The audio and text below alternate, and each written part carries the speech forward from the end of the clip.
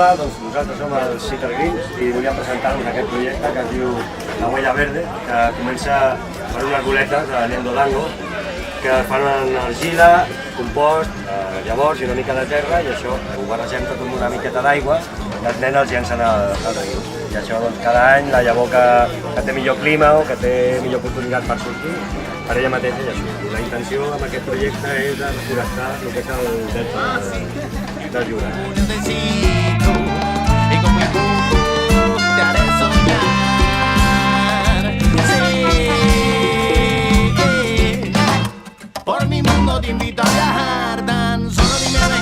Una altra de les coses que fem amb Citar Green és fer la nostra pròpia cervesa. Aquesta cervesa la portem als concerts i no la venem, sinó que el que fem és promocionar la mel i una mica per conscienciar la gent de que si ha de deixar una petjada que sigui verda, no?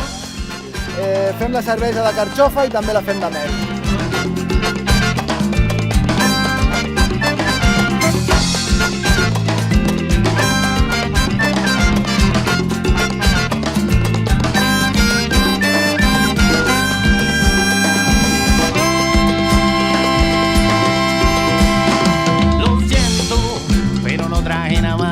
Solo vine con lo puesto. Lo que yo te ofrezco no es palpable con los dedos y es invisible a la vez, pero no tiene ningún secreto. No, no, no, mi amor.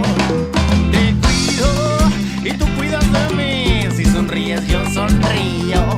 Ven, acércate a mí, que me amarro contigo. Y así donde tú quieras ir, yo al fin del mundo te sigo. Y con mi te haré